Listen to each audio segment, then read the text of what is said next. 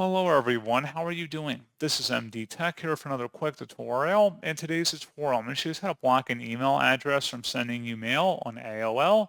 So this should hopefully be a pretty straightforward process here, guys. And without further ado, let's go ahead and jump straight into it.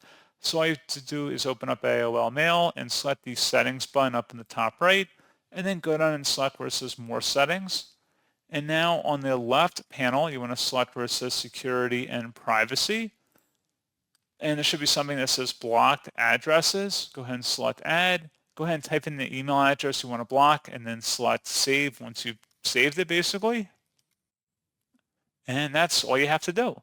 So as always, thank you guys for watching this brief tutorial. I do hope that I was able to help you out, and I do look forward to catching you all in the next tutorial. Goodbye.